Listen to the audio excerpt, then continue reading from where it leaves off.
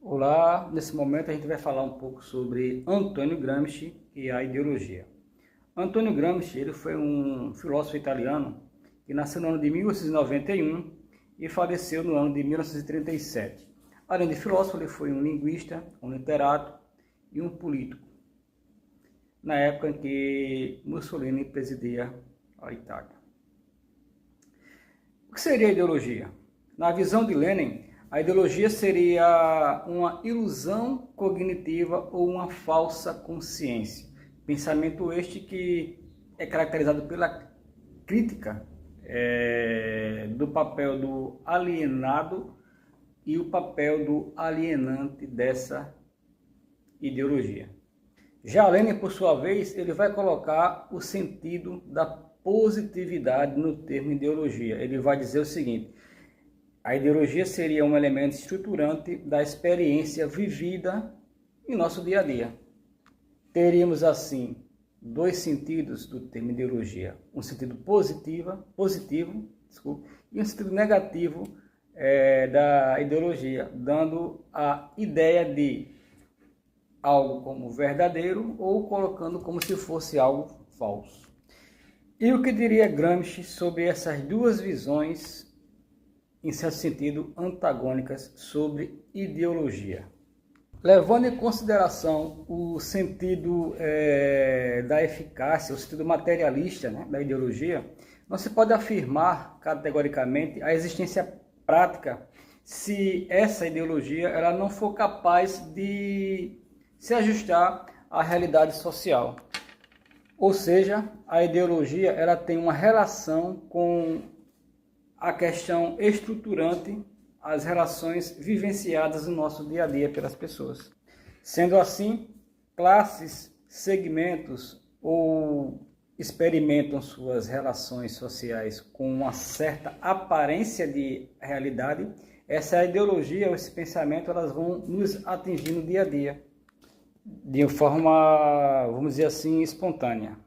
Então teríamos a seguinte indagação: como poderia ser termos uma consciência no nosso dia a dia que de forma espontânea ela pode aparentemente nos atingir e ao mesmo tempo ser uma consciência falsa?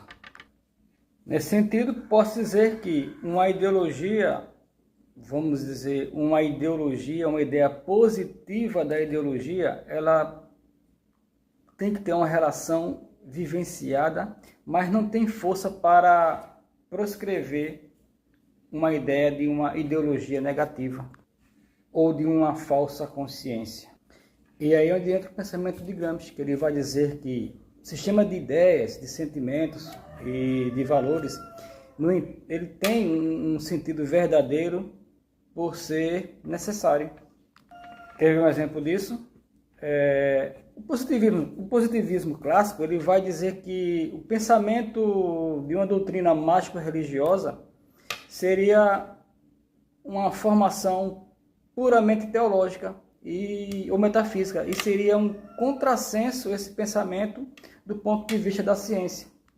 Mas aí há de se perceber que esse pensamento mítico, religioso, mágico, ele vai ter dentro das suas percepções, da sua codificação, percepções, inclinações e anseios que não deixa de ser real. E aí existiria nisso aí uma parcela de verdade.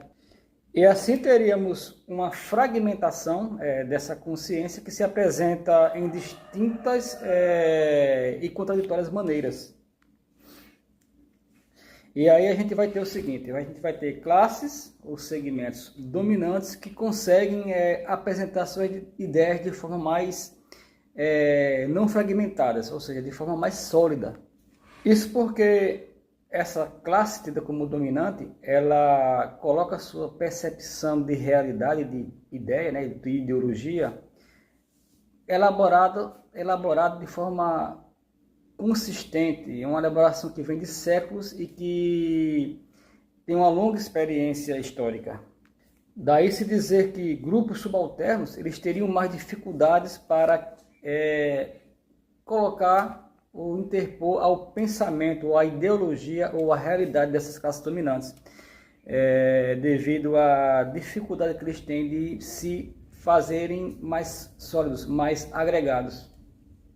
E ainda nesse sentido é que Gramsci vai pegar o pensamento hegeliano da questão do todo.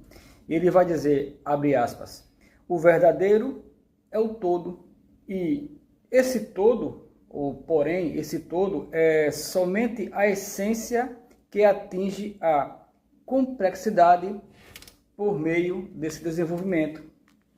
E para finalizar, Gramsci vai dizer que esse programa, né, um programa de unificação da realidade e da consciência, ainda está, na verdade, em movimento, ainda vai ser conquistado.